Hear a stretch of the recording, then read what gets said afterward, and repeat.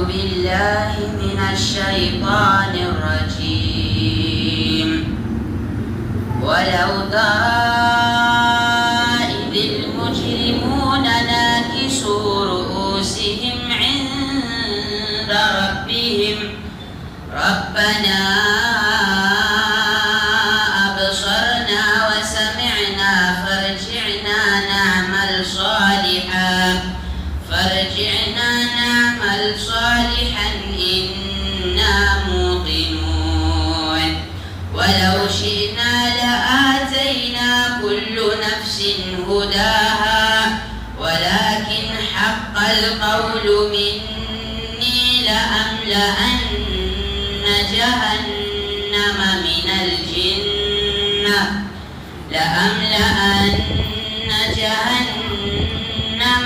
الجنة والناس أجمعين فذوقوا بما نسيتم لقاء يومكم هذا إنا نسيناكم فذوقوا عذاب الخلد بما كنتم تعملون. إنما يؤمن بآياتنا الذين إذا ذكروا بها خروا سجدا وسبحوا بحمد ربهم وهم لا يستكبرون. تتجافى جنوبهم عن المضاجع يدعون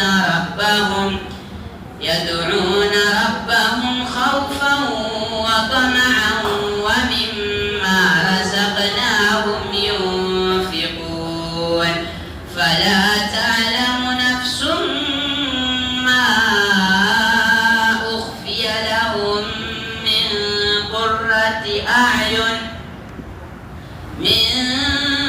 قرة أعين جزاء بما كانوا يعملون.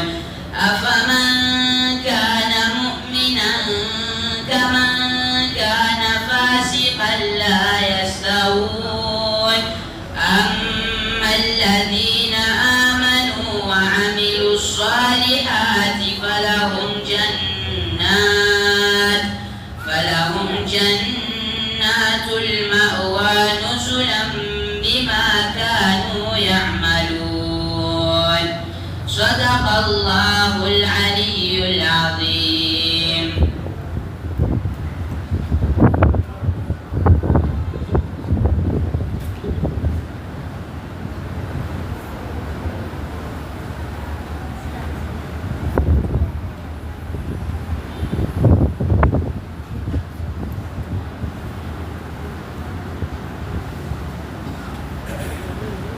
السلام عليكم ورحمة الله وبركاته.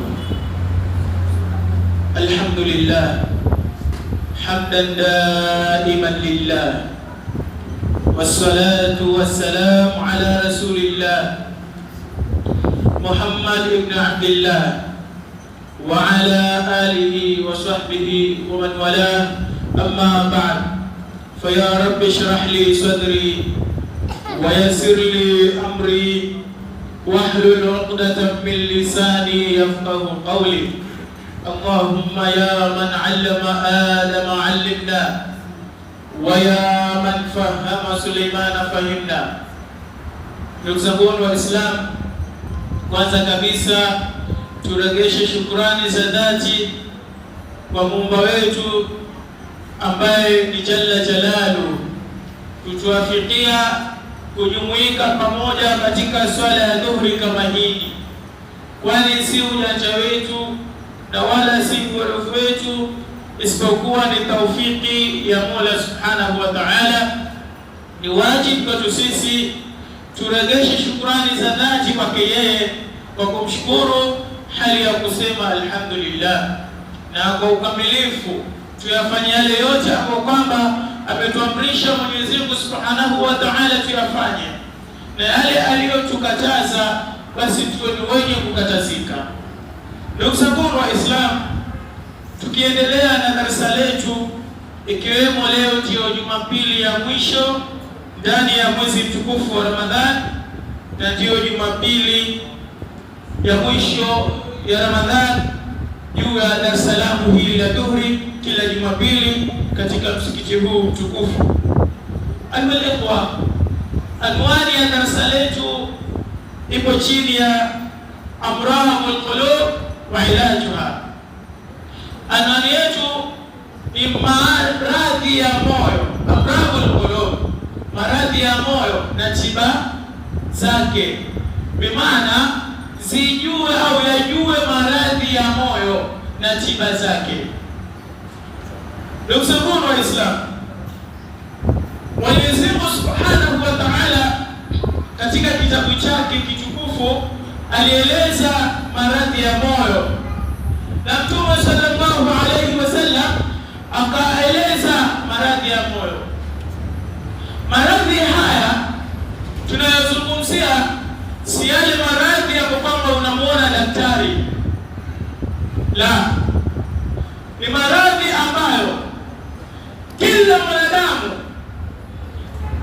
anapojisahau, anapoteleza, basi hupatikaniwa na maradhi kama haya. Na maradhi si kumuona daktari wala kumuona ganga wala siyukasume ruqya, la, ni maradhi tiba zake ni wewe mwenyewe ndio utakuwa mwenye kuyatibu maradhi kama haya. Ndugu zangu wa Islam, hii mioyo yetu, wanazuoni wanasema innal quluba ala anwa'i, hakika hizi nyoyo zipo sampuli kadhaa. Mmoja wapo katika sampuli, kuna moyo unaitwa alqalbu salim, moyo uliosalimika, na moyo wa pili ni alqalbu almayyit, moyo uliokufa ambao ni maiti, na moyo wa tatu ni alqalbu almarid, moyo ambao una maradhi, ni mgonjwa. Sasa leo ungana nasi katika hii darasa ujue moyo wako upo katika kundi gani. Moyo wako upo katika kundi la kwanza, moyo uliosalimika, ama upo katika kundi la pili, moyo uliokufa, ama upo katika kundi la tatu, moyo ambao ni mgonjwa, moyo wenye maradhi. Leo jipime, uangalie mimi moyo wangu upo katika kundi gani katika hii mioyo mitatu iliyozungumzwa na wanazuoni wetu. Radhi Mwenyezi Mungu ziwaendee wote. Tukianza na moyo wa kwanza, baada ya kueleza hii mioyo, alafu tueleze sababu ya kuharibu hizi nyoyo, kisha baadaye tumalizie na tiba ili uepukane au upate katika hizi mioyo uwe na moyo mzuri. Ikhwa, tukianza na alqalbu salim, moyo uliosalimika. Moyo uliosalimika ni moyo gani? Walladhi qad salima min kulli shahwatin tukhalifu amra Allah wa nahya, wa min kulli shubhatin tu'arif khabarahu, fasalima min ubudiyyati ma siwahu, wa salima min tahkim ghayri rasulihi sallallahu alayhi wa sallam. Ndugu yangu Muislamu, tukianza na moyo wa kwanza, ni moyo uliosalimika. Wanazuoni wanatueleza, wanasema moyo uliosalimika ni moyo ambao hakika umesalimika kutokamana na kila shahwa, kutokamana na kila matamanio ya nafsi, tukhalifu amra Allah wa nahya, ambayo hukhalifu amri za Mwenyezi Mungu Subhanahu wa Ta'ala na makatazo yake. Huu ni moyo wa kwanza ambao ni moyo uliosalimika, na umesalimika na yale mambo yote aliyokataza Mwenyezi Mungu Subhanahu wa Ta'ala, bali unafuata amri zake, na umesalimika na zile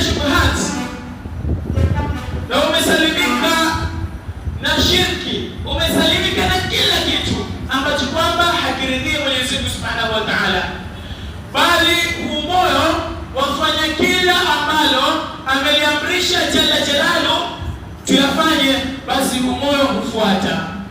Huu ndio moyo unaitwa alqalbu as-salim, moyo uliosalimika. Fa in ahabba lillah, huu moyo ikhwa unapopenda upenda kwa ajili ya Mwenyezi Mungu Subhanahu wa Ta'ala. Wa in abghadha fillah, na huu moyo unapochukia jambo, unapochukia kitu, huchukia kwa ajili ya Mwenyezi Mungu Subhanahu wa Ta'ala. Wa in a'ta lillah, na unapopeana, unapotoa, basi kutoa kwa ajili ya Mwenyezi Mungu Subhanahu wa Ta'ala. Wa in mana lillah, na vile vile unapozuia, huzuia kwa ajili ya Mwenyezi Mungu Subhanahu wa Ta'ala. Huu ndio moyo unaitwa alqalbu salim, moyo uliosalimika. Katika waumini, katika sisi waumini, ni wachache wenye moyo kama huu. Wenye moyo kama huu ni wale wachaji Mungu ambao nyoyo zao zimefungamana na jalla jalalu, nyoyo zao zimefungamana na toa, zimefungamana na ibada. Ndio wenye moyo kama huu, alqalbu salim, moyo uliosalimika. Huu ndio moyo sampuli ya kwanza. Tuhakikishe tumefuatilizia hizi nyoyo, ili leo ujipime, mimi moyo wangu kulingamana na ninavyojijua mimi mwenyewe, mimi kama mimi kiibada au kimungu nipo katika kundi gani? Tushaeleza moyo wa kwanza ni sampuli kama hii, hapo kwamba ni alqalbu salim, moyo uliosalimika. Twende kwa moyo wa pili kama walivyogawanya wanazuoni. Alqalbu thani, alqalbu almayyit. Moyo wa pili, ndugu zangu wa Islam, ni moyo ambao kwamba umekufa, ni moyo ni maiti, ni marehemu. Wanazuoni wasema wa huwa bidul awwal, na huu moyo ndio kinyume cha kwanza. Bimaana moyo wa kwanza ni moyo uliosalimika, kinyume chake ni moyo uliokufa.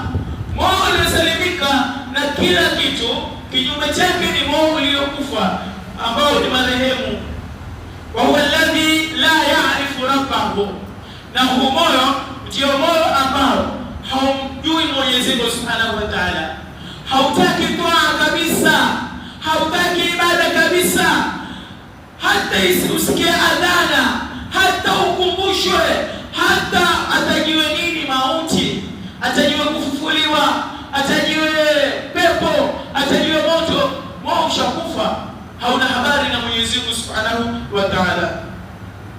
Wama yuhibbu wa yarda, na vile hauna habari na yale ambayo yuwapenda jalla jalalu na yuwaridhia, bali huwa waqifun ma'a shahawatihi, bali umesimama juu ya matamanio yake. Moyo wafuata matamanio ya nafsi yake, hautaki kujua ninapofanya kadha Mwenyezi Mungu haridhi, ninapofanya kadha namkosea Mwenyezi Mungu Subhanahu wa Ta'ala. Hana habari na wala hataki kujua.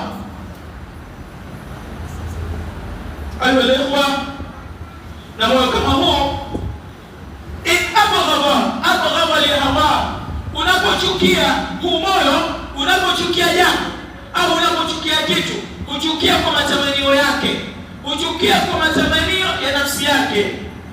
Wa in ahabba li hawa, na unapopenda upenda kwa matamanio yake, yani mpaka ujisikie kufanya jambo, ujisikie kufanya toa, ujisikie kufanya kitu chochote kile, ndio huu moyo. Wa in a'ta li hawahu, na vile vile unapopeana kitu, unapopeana, unapotoa, basi utoa kwa matamanio yake, yani haufanyi mpaka ujisikie. Na anapofanya hafanyi kilila, anafanya kiria, kwa kujionyesha, ili watu wamjue, wamtambue, wamuone kuwa yuwafanya. Falahawa amamahu, matamanio yapo mbele yake. Washahawatu qailu, na vile vile matamanio ni ndio makalio yake. Wajalu sahiquhu, na ujinga ndio dereva wake, unamwendesha ujika umejaa katika moyo wake, ndio unamwendesha yeye. Hataki cha kuelewa, hataki cha kujua, sikio lake limekufa na moyo wake pia umekufa. Huu ndio moyo wa pili. Wal ghaflatu markabu, na vile vile ghafla, kule kujisahau, ndio kipando chake. Naudhu billahi min hadha alqalb. Tujilinda kwa Mwenyezi Mungu kwa kutokamana na humo. Mwenyezi Mungu atuhifadhi na sampuli kama hii. Sampuli ya tatu ya moyo, ndugu zangu wa Islam, sampuli ya tatu ni alqalbul marid. Ni moyo ambao una maradhi, wataka kutibiwa. Moyo wa pili ni moyo uliokufa, ni marehemu tu, wataka maombi. Mungu aurahamu moyo kama huo. Moyo wa kwanza ndio moyo bingwa kabisa, ndio moyo best, ambao ni wachache katika waja wa Mwenyezi Mungu wana moyo kama huo. Tuangalie moyo wa tatu, wanazuoni wanatuambia ni moyo aina gani. Wanatuambia moyo alqalbul marid, moyo mgonjwa ambao una maradhi, huwa qalbun lahu hayatun, ni moyo ambao una uhai, wa bihi illa, lakini una ila. Yaani ni moyo ambao kuswali waswali, kufunga wafunga, kutoa sadaka unatoa, lakini moyo ndani yake una ila, una shubuhati. Moyo kama huu fafihi min mahabbati llahi ta'ala, ndani yake kuna mahaba ya Mwenyezi Mungu, wal imani bihi, na vile vile kuna imani na kuna ikhlas na kuna tawakkul. Wa fihi min mahabbati shahawat, lakini pia ndani yake kuna mahaba, mapenzi ya kupenda matamanio ya nafsi, matamanio ya shahwa, kupenda shahawat, kufuata matamanio yake pia vile vile, na kuwa nakupa juu ya kupata hayo matamanio. Na vile vile ndani yake katika moyo kuna hasad, ndani yake kuna kibri, ndani yake kuna kujiona, ndani yake kuna kupenda kupenda ujuu, kutaka kuonekana ndio yeye, hakuna kama yeye. Anakabirukum fa'adhimuni, mimi ndio mkubwa wenu, basi niheshimuni. Ndio moyo ambao wapenda vyeo, yani yeye kwa cheo, mashallah, yeye anapenda kuonekana watu kila sehemu. Na kadhalika ni moyo ndani yake kuna ufisadi na kuna uongozi, apenda uongozi na mamlaka, na ndani yake kuna unafiki. Katika moyo wake kuna unafiki mwingi na kujionyesha kwingi na ubakhili ndani yake. Naudhu billahi min hadha alqalb. Na vile vile tujilinda kwa Mwenyezi Mungu kutokamana na sampuli ya moyo kama huu. Kuswali waswali, kufunga wafunga, lakini moyo wako una maradhi, kuna hasad ndani yake, wewe wahusudu watu, wewe wahusudu watoto wa watu, yani neema wewe huitaki na hutaki mwenzako pia ipate. Ndio mwenye moyo kama huu ambao unaitwa alqalbul marid, moyo ambao ni mgonjwa.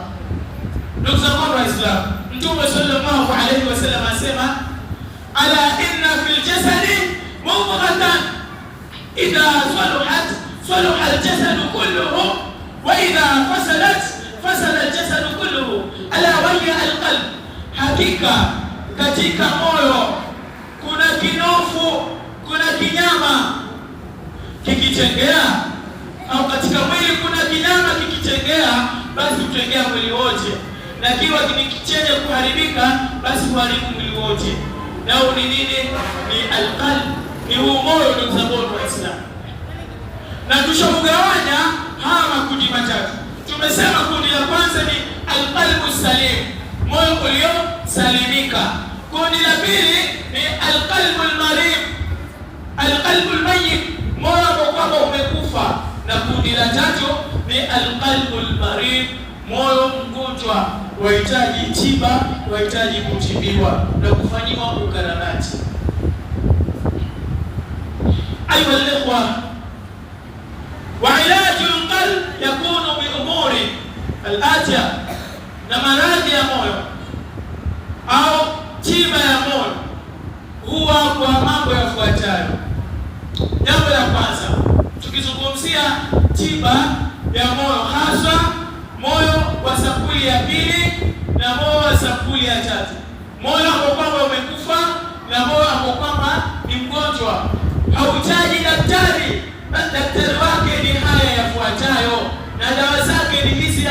nitazitaja zifuatazo.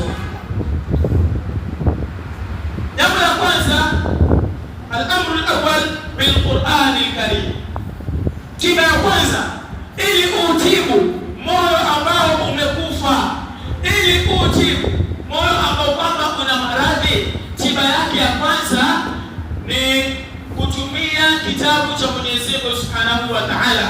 Nao ni maneno ya Mwenyezi Mungu Subhanahu wa Ta'ala, fa innahu shifaa'un lima fi sudur min ash-shakk, kwa sababu maneno ya Mwenyezi Mungu Qur'ani ndio shifaa ya nyoyo kutokamana na shaka, wa uzilu ma fiha min ash-shirki, na kuondosha ndani yake kwa hali ambapo kwamba kuna ushirikina ndani yake, na vile vile kuondosha machafu ya ukafiri na maradhi ya shubuhat na maradhi ya matamanio.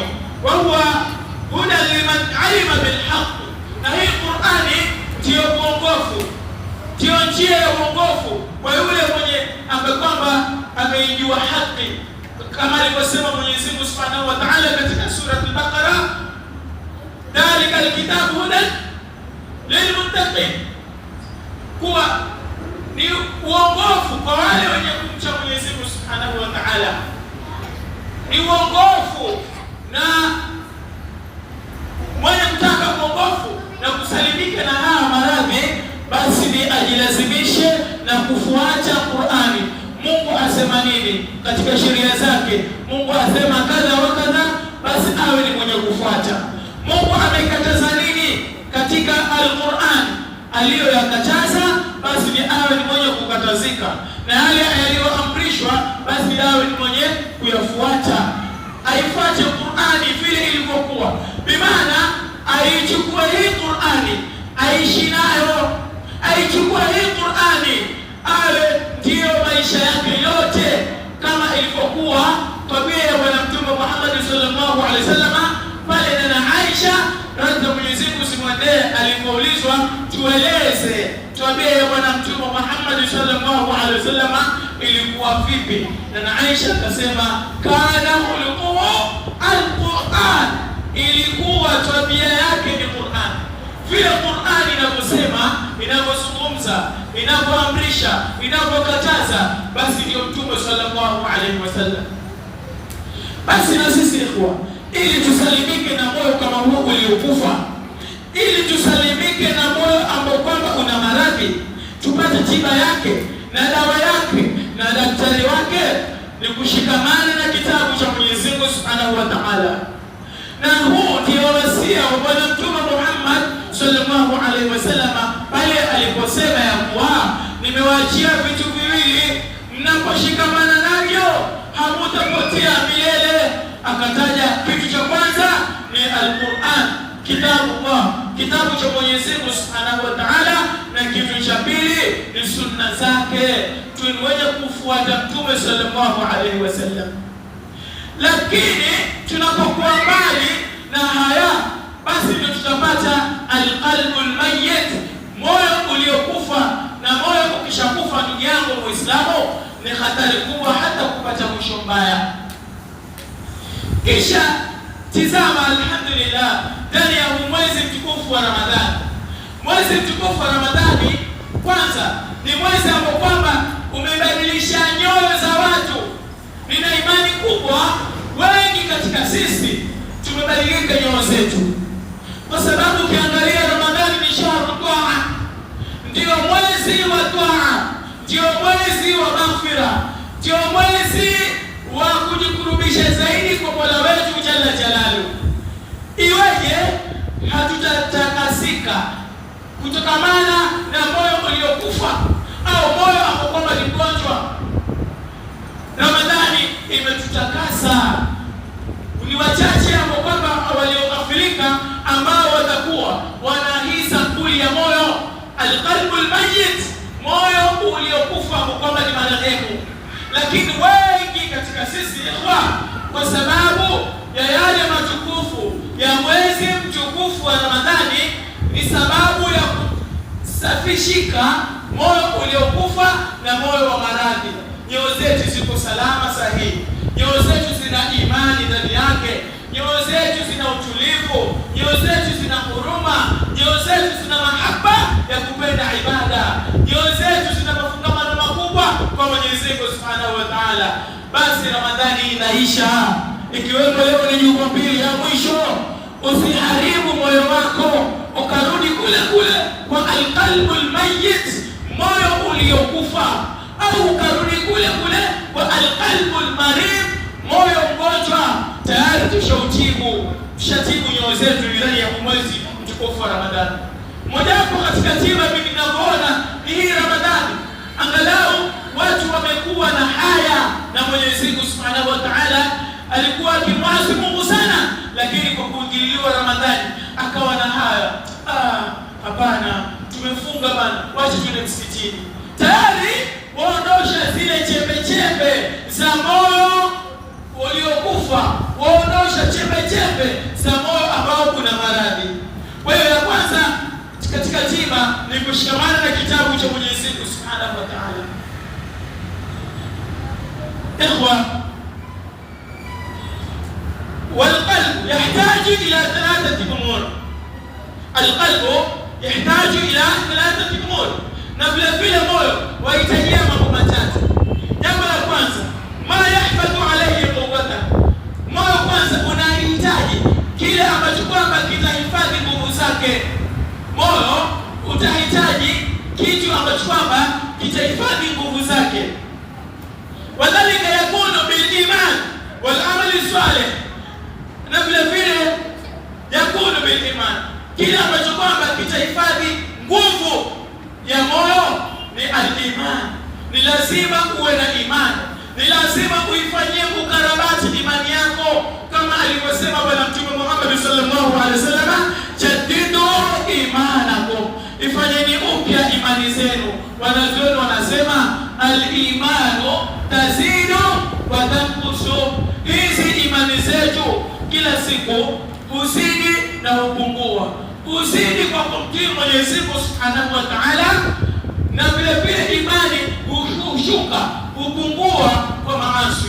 Sasa jambo la kutia moyo nguvu, jambo la kufanya moyo uwe thabiti, uwe imara, na ndio nguzo ni al-imanu billah.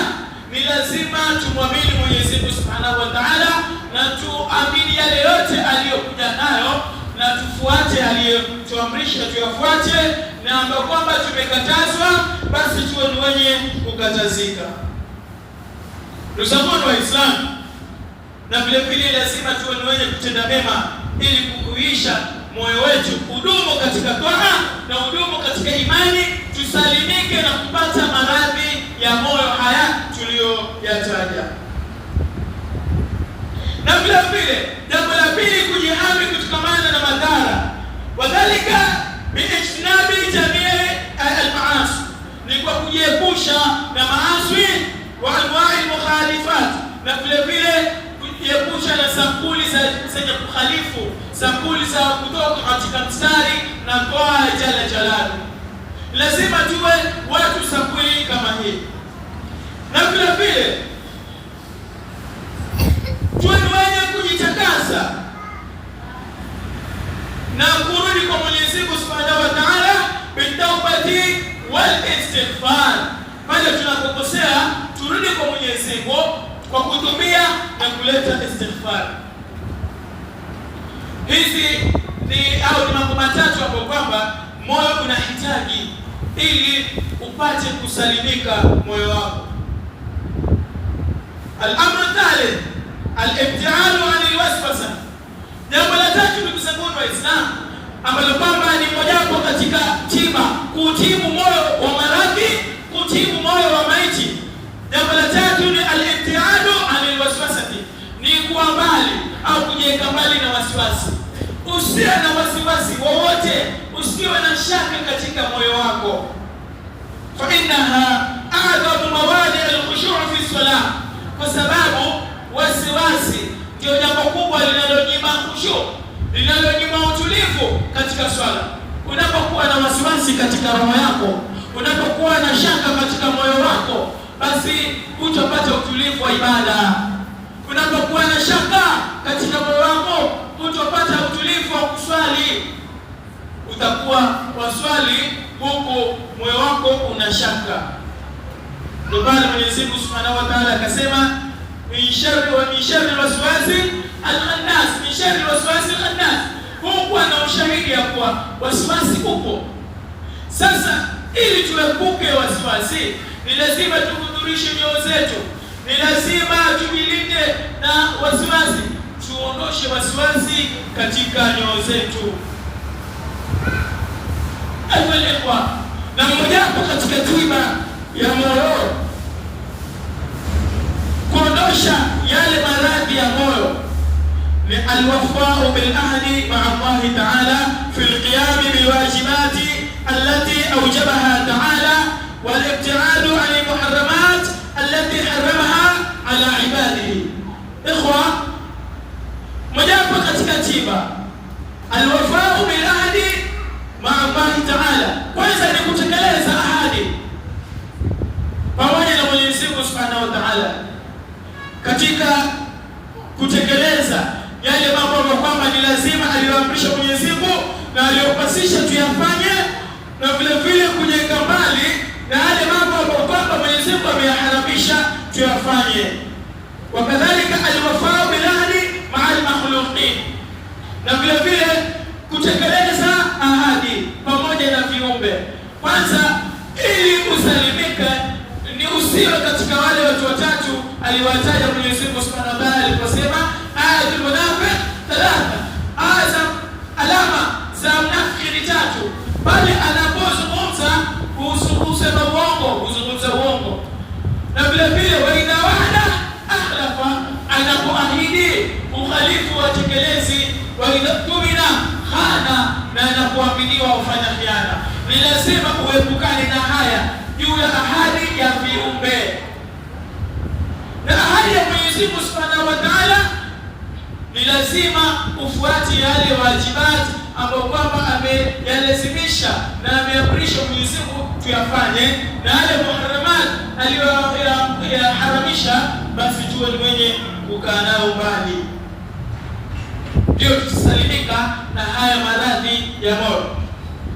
Miongoni mwa tiba ya moyo, kutibu hizi maradhi za moyo, kathrato, kwanza ni kufanya wingi wa kumtaja Mwenyezi Mungu Subhanahu wa Ta'ala bil qalbi ma'al lisan, kwa moyo na vile vile kwa ulimi, kufanya wingi wa kuleta adhkar. Alhamdulillah, ndani ya mwezi mtukufu wa Ramadhani tumejitahidi wengi wetu katika waumini kwa kuleta adhkar kwa wingi, kwa kuleta istighfar kwa wingi, kwa kumsalia Bwana Mtume Muhammad sallallahu alaihi wasallam kwa wingi. Ni mojawapo ambao au katika njia, katika tiba zinazosafisha nyoyo zetu, kuepukana na hizi maradhi, kuepukana na maradhi ya moyo. Adhkar za kusafisha moyo zaondosha maradhi ya moyo, zaondosha hasad, kuondosha kibri, kuondosha chuki, kuondosha kujiona. Ndugu zangu Waislamu, leo hii chuki, Waislamu wengi chuki zimejaa katika nyoyo zao, hasad zimejaa katika nyoyo. Sisi Waislamu au sisi wanadamu tumejaa hasad. Hizi hasad huondoshwa kwa adhkar, hizi hasad huondoshwa kwa kujikurubisha kwa Mwenyezi Mungu. Leo hii hatupendeleani mema, bali tupendeleana maovu. Leo hii tunaendelea mbio katika kudhuriana. Kwa nini haya yote? Kwa sababu ndani yake tuna maradhi ya moyo, alqalbul marid. Tuna hili gonjwa la maradhi alqalbul marid. Humtakii mema mtoto wa jirani, humtakii mema mtoto wa rafiki yako. Leo hii imefikia hali maradhi ya moyo mpaka kwa ndugu na ndugu wana haya maradhi. Ndugu tumbo moja, mama mmoja, baba mmoja, lakini ana hasad na ndugu yake. Mama mmoja, baba mmoja, ana chuki na ndugu yake, ana kibri na ndugu yake. Inafikia hali mpaka watu wanaekeana mipaka, nikifa usikurubie jeneza langu. Haya yote, sababu haya yote ni nini? Ni alqalbul marid, moyo mgonjwa. Leo basi ikhwa, tibu moyo wako. Ikiwa uko sampuli kama hii, tibu moyo wako kupitia haya tunayoyataja. Mmoja wapo wa tiba, shikamana na adhkar ala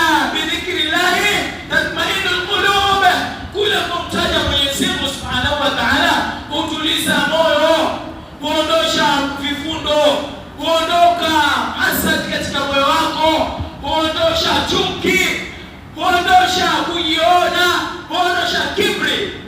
Unaposhikamana na adhkar na unaposhikamana na istighfar, haya yote ni lazima ufanye kwa ajili ya Mwenyezi Mungu Subhanahu wa Ta'ala.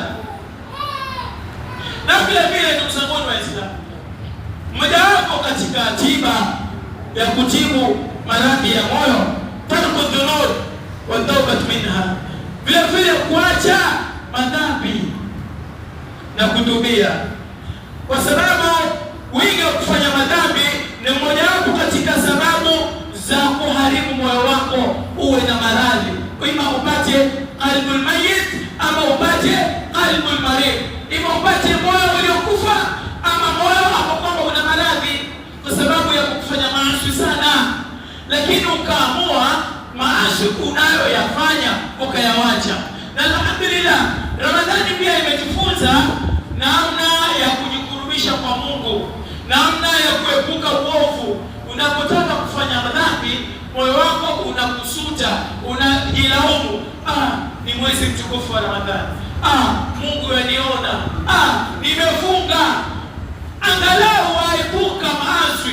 Basi isiwe ni Ramadhani peke yake, hasa Ramadhani inapoisha tu wenye kuwa katika hii hali, ndio tutafaulu, ndio tutakuwa katika moyo wa kwanza, alqalbu salim, moyo uliosalimika. Kwa hiyo kufanya madhambi yaharibu nyoyo zetu, yafanya nyoyo zetu ziwe na maradhi, tupate haya maradhi ya moyo. Lakini ukiepuka maasi na madhambi, ukarudi kwa Mungu Subhanahu wa Ta'ala, basi Mungu atautakasa moyo wako, na Mungu moyo wako atauwafikia, ataupeleka katika hali nzuri, katika ule moyo wa kwanza tuliueleza, nao ni alqalbu as-salim, moyo uliosalimika. Ndugu zangu Waislamu, na vile vile katika mambo ambayo kwamba yanafanya nyoyo zetu zife ni kucheka sana, kufanya mizaha sana, kwa sababu wingi wa kucheka tumitul qalb, huwa moyo. Kucheka sana hauna cha maana, wewe kujicheka tu, ni kufanya upuzi tu, huwa moyo wako. Lakini unapoepuka haya, basi moyo wako utakuwa hai daima. Imekuja katika hadithi yangu kwamba imepokelewa na Abi Huraira, radhi za Mwenyezi Mungu zimwendee, Bwana Mtume Muhammad sallallahu alaihi wasallam asema, alimwambia Abu Huraira, man ya'khudhu anni haula'i al-kalimat fayamal bihinna aw yu'lam man ya'mal bihinna. Faqala Abu Huraira, faqultu ana ya Rasulullah sallallahu alaihi wasallam. Mtume sallallahu alaihi wasallam alisema siku moja akiwa na baadhi ya masahaba, ni nani kwamba atashika haya maneno nitakayosema, ayafanyie kazi, ama ayafundishe na ajulishe kwa wengine nao pia wayafanyie kazi. Abu Hurairah akamwambia Mtume sallallahu alaihi wasallam, mimi ewe Mtume wa Mwenyezi Mungu, nitashika na nitafanyia kazi na pia nitawafundisha watu. Akaushika mkono wangu. Abu Hurairah asema Mtume akaushika mkono wangu, kisha akauinua, akasema mara tano, akasema ittaqil maharima takun a'bada an-nas, ogopa yale maharim aliyoharamisha Mwenyezi Mungu, utakuwa ni mtu mwenye kumwabudu zaidi katika watu wote, kwa mwenye kuabudu zaidi kuliko mtu yote ule. Wa bima yaqsama Allahu lak takun aghla an-nas, na uridhie kwa kile alichokupa Mwenyezi Mungu Subhanahu wa Ta'ala, utakuwa ni mkwasi zaidi wa watu. Wa ahsin ila jarik takun mu'mina, na ufanye vizuri, ishi na jirani vizuri, utakuwa muumini wa kweli. Wa hibba linasi ma tuhibbu li nafsik takun muslima, na upendelee watu kama unavyopendelea nafsi yako, utakuwa muislamu wa kweli. Wala tukthir dhahika fa inna kathrata dhahik tumitul qalb, na wala usiwe ni mwingi wa kucheka sana, hakika kule kucheka sana huwa moyo. Kwa hiyo mojawapo katika sababu zinazokuwa moyo ni kucheka sana, wajichekea tu. bila msingi, bila sababu, ni miongoni mwa kufanya moyo wako ufe, uwe ni katika alqalbul mayyit, uwe ni moyo uliokuwa ni maiti. Kwa sababu Mtume sallallahu alaihi wasallam pia alisema, lao mngelijua yale ambayo kwamba anayajua mimi, basi mungelia sana na mngechika kidogo. Muumini wa kweli yafaa anyamaze kwingi, na kinyamazo chake kiwe ni cha adhkar, kiwe ni cha kufikiria pia uumbaji wa Mwenyezi Mungu Subhanahu wa Ta'ala. Sio muda mwingi wewe kucheka tu. Awali asbab la utaua moyo wako. Ili uepuke moyo wako usife, basi uache tabia kama hii. Na vile vile ili moyo wako usife, ni lazima uwe ni mwingi wa kutaja mauti.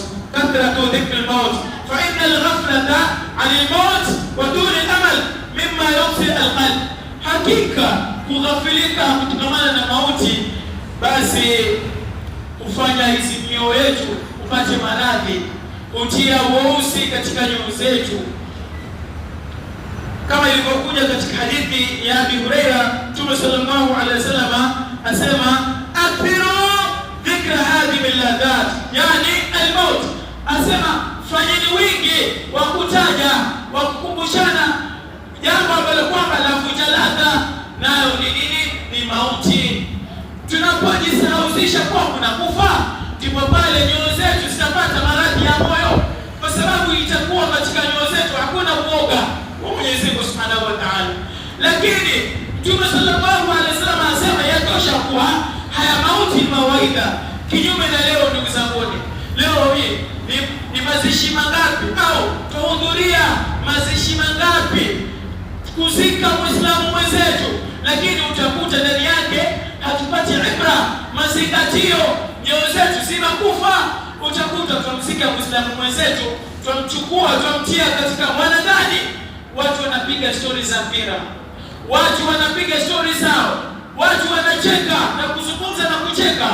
Ni saa ngapi tutakupata moyo uliosalimika, ikiwa yale mambo ambayo kwamba yanatia uoga katika nyoyo zetu, ili moyo ufungamane na njia iliyonyooka, ili moyo kubaki katika mstari wa dua ya kumtii Mwenyezi Mungu. Ni lazima sisi tufanye wingi wa kukumbuka mauti. Yatosha kuwa mauti mawaidha tosha. Si lazima anapokufa Muislamu mwenzetu asimamishane tena azungumzie mauti, azungumzie haya mauti ni vipi, kwa nini tumeletwa ulimwenguni. La, yatosha ni funzo kuwa kuna kufa, na kule kufa kwetu tukifa kuna kuhesabiwa. Ni lazima tuwe na hofu, ni lazima tuwe na hofu juu ya safari kama hii, na lazima tuwe na maandalizi kamili juu ya safari kama hii. Kwa hiyo ili nyoyo zetu ziwe hai, ili moyo wako uwe moyo ambao kwamba uliosalimika, ni lazima kila mara ukumbuke mauti na ujiandae na mauti, kama alivyosema Mtume sallallahu alaihi wasallam, ista'idha lilmaut qabla nuzul almaut, jiandae na mauti kabla hajakushukia haya mauti. Na vile vile ili tusalimike na maradhi ya moyo, ituamul miskin, kuwalisha masikini. Fa amma sa'ila fala tanhar, yule mwenye kuomba usimnyime. Na vile vile yatima usimwache, lazima tufishe mfute yatima kichwa chake. Hasa ndugu zangu Waislamu, katika mwezi mtukufu wa Ramadhani, sasa hivi tuelekea katika Eid, tuelekea katika sikukuu ya furaha. Usijiandae wewe peke yako na familia yako na Eid. Mwenyezi Mungu amekupa wasa, Mwenyezi Mungu amekupa mali, amekubariki, una nafasi alhamdulillah kimaisha. Basi tizama yatima, usimwache yatima. Ni moja wapo katika kufanya moyo wako uwe katika kundi la kwanza. Ni moja wapo katika kufanya moyo wako usalimike na maradhi. Mungu atakutakasa kule kufuta kichwa cha yatima. In aradta talhina qalbik fa'akrim al-miskin wamsah ras al-yatim. Unapotaka moyo wako ulainike, basi kwanza lisha maskini, saidia maskini, vile vile mfute kichwa yatima, haswa hapa kwa yatima. Sisi tunapokuwa na furaha siku ya Eid, tusifurahi peke yetu, tutizame mayatima, hana baba, hana mama, tumchukue angalau basi hamna ile siku ya Eid, mchukue yatima kula Eid na yeye, mchukue yatima, nenda naye marikiti, mchagulie chochote atakacho kwa ajili ya ile siku na yeye awe na furaha. Hivi ndivyo alipofanya Mtume sallallahu alaihi wasallam ile siku ya Eid. Imetokea kisa Mtume sallallahu alaihi wasallam katika njia zake, atembea matembezi yake, ghafla njiani akakuta kuna watoto wanacheza, wanafurahi. Ilikuwa siku ya Eid, wanafurahi sana. Mara kando pale akaona mtoto anahuzunika, amejitenga peke yake, amevaa nguo si mpya, wenzake wamevalia nguo nzuri. Yule mtoto huzunika. Mtume akamsogelea akamuuliza, mbona wenzako wanacheza, wewe umekaa kando wahuzunika? Akamwambia, mimi nahuzunika, babangu alikufa, mimi ni yatima, wenzangu wamenunuliwa, wana nguo nzuri, wanafurahi. Sasa mimi nahuzunika, wengine wenzangu watanitenga kwa sababu wao wamevaa nguo nzuri, mimi nimevaa nguo ya kawaida tu. Mtume akahuzunika kwa jambo kama lile, akamchukua yule mtoto akaingia naye sokoni, akamchagulia nguo nzuri, akaweza kumvisha, kisha akamwambia yule mtoto, unaje leo, mimi niwe ni babako na Aisha awe ni mamako. Yule mtoto akaingiwa na furaha, akapata faraja. Mara ghafla yule mtoto akimbia na yeye kujumuika na wale wenzake ambao walikuwa wakicheza. Wale wenzake wakashangaa, mbona ghafla huyu ameshikwa na furaha? Akaanza kuwaeleza, nini ni lazima tuwafariji mayatima. Unapofariji yatima kuna ujira kubwa mbele ya Mwenyezi Mungu Subhanahu wa Ta'ala, na pia moyo wako utalainika, utaondoa zile maradhi za moyo, itakuwa ndani yake hasa kitafutika, kujiona kutafutika, kibri kitaisha, yale maovu ambayo yako moyoni mwako yatatoka, na ndani yake wajivunia, wajijengea akhera yako. Haswa tusiwasahau mayatima na wanyonge ndani ya masiku yaliyobakia, na pia ile siku ya furaha ambayo kwamba ni siku ya Eid. Na jambo la mwisho ambalo kwamba kusafisha nyoyo zetu ni ziyaratul qubur wa tafakuru fi hali ahliha wa masirihi. Vile vile mmojawapo katika tiba ya moyo ni kuzuri makaburi na kufikiria hali zao na makazi yao. Leo hii tunao ndugu zetu waliotangulia mbele za haki, tusiwasahau. Kila mara twende tukazuru, kule kuzuru makaburi kujikumbusha akhera, kule kuzuru makaburi kupata mazingatio. Hawa ndugu zetu waliolala hapa si kutaka kwao, ni Mungu kawapenda. Hatujui watakuwa katika hali gani au wapo katika hali gani, utapata mazingatio. Ndipo ukaona Sayyidina Uthman bin Affan ilikuwa anapopita katika makaburi huonekaniwa hulia sana. Sayyidina Uthman huonekaniwa hulia sana. Maswahaba wanamuuliza, mbona walia? Watajiwa pepo, watajiwa moto kuli, mbona walia juu ya haya makaburi? Sayyidina Uthman akasema, sami'tu Rasulullah sallallahu alaihi wasallam, siku moja nilimsikia Mtume sallallahu alaihi wasallam akisema, al-qabru awwal manzil min manazil al-akhirah, kaburi ndio shukio la kwanza miongoni katika mashukio ya akhera. Yeyote yule mwenye kusalimika katika kaburi, basi baada ya pale akinapofufuliwa habari zake zitakuwa njema, atakuwa ni salama, atakuwa ni mwenye kusalimika. Lakini yeyote yule atakayefeli katika kaburi, maana katika kaburi kuna maswali, kuna fitna za kabri, kuna adhabu za kabri, na kuna neema kadhalika. Basi ukisalimika pale, basi baada ya pale mambo yako yatakuwa ni mepesi, ni mazuri. Lakini ukifeli kaburini, mambo yako itakuwa baada ya pale pia yote yatakuwa ni yenye kufeli.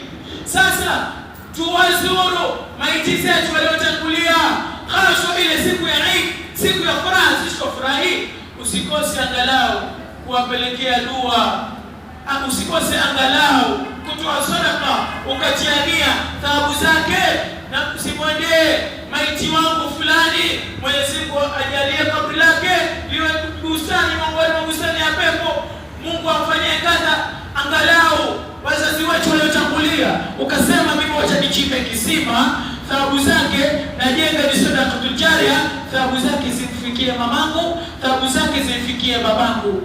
Haya ndio mambo ambayo kwamba yanajenga imani zetu. Hakuna siku imani itashuka leo tukishikamana na haya mambo. Lakini sisi ndugu zanguni, tuakurika na hii dunia. Hii dunia ni mapito, hii dunia ni mapito, tutapita. Leo tupo, kesho hatupo. Ni lazima tushikamane na haya mambo, tufanye ukarabati nyoyo zetu, imani zetu, ili tuepukane na maradhi ya moyo mambo kwamba tumeyataja. Tutaepukana na hasad. Tunaposhikamana na haya yote tuliyozungumza, tutaepukana na kibri, kujiona, tutaepukana na kutaka ukubwa na kujifrisha na uvyeo, tutaepukana na mengi katika haya maradhi ya moyo. Haya maradhi hayataki daktari kwenda hospitali kutibiwa. Daktari wake ni haya yote tuliyozungumza na ndio dawa zake. Tumwombe Mwenyezi Mungu atujalie haya yote tuliyozungumza tuwe wenye kuyasikia na kuyafuata. Tumwombe Mwenyezi Mungu atujalie, atupe qalbu salim, moyo uliosalimika. Tumwombe Mwenyezi Mungu asitujalie na moyo kwamba umekufa na moyo wa maradhi. Mungu autakase moyo wetu na atie imani katika nyoyo zetu, na tumwombe Mwenyezi Mungu atujalie min alladhina yastami'una alqawla fattabi'una ahsana wa ma 'alaina illa al-balaghul mubin. Rabbana taqabbal minna innaka antas samiul 'alim wa tub 'alaina innaka antat tawwabur rahim. Rabbana atina fid dunya hasana wa fil akhirati hasana wa qina adhaban nar. Allahumma ya musarrif al-qulub sarrif qulubana 'ala ta'atik wa ya muthabbit al-qulub thabbit qulubana 'ala dinik برحمتك يا أرحم الراحمين. فرج على المسلمين وصلى الله على سيدنا محمد وعلى آله وصحبه وسلم والحمد لله رب العالمين. شكرا وجزاكم